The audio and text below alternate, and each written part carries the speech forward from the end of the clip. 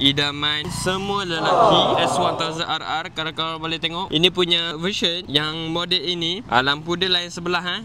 Dia bukan sebab dia juling ke, bukan dia juling. Dia dah datang dengan carbon fiber.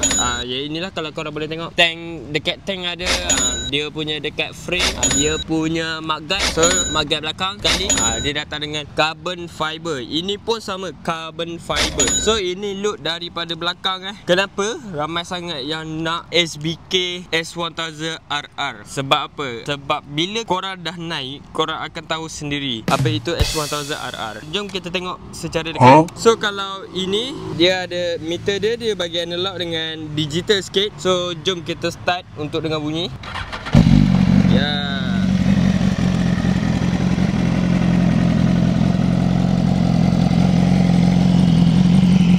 Ini dah siap dengan exhaust Akrapovic.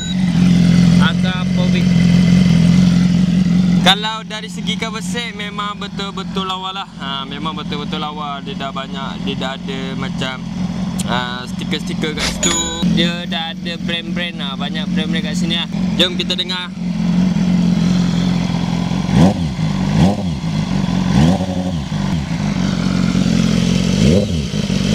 Jadi kalau tanya saya, bang, saya nak bawa pergi kerja boleh ke? Tiada masalah.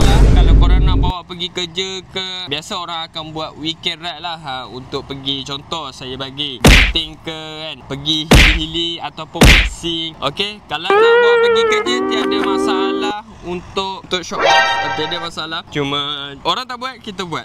Orang tak buat, kita buat. Kalau orang buat kita buat lagi. So ini model yang orang ramai nak. Sebab apa? Mata dia juling sebelah, dia lain sebelah. Kenapa dia lain sebelah? Okay, kalau dia sama, benda tu basic. Kita tak main basic. So ini juga didatangkan dengan Brembo, depan dan belakang. Jadi berapa gaji yang diperlukan untuk memiliki S1000RR? Jika korang berminat, bolehlah dapat di Motorcycle Sales Center di Petaling Jaya. Okay, bye.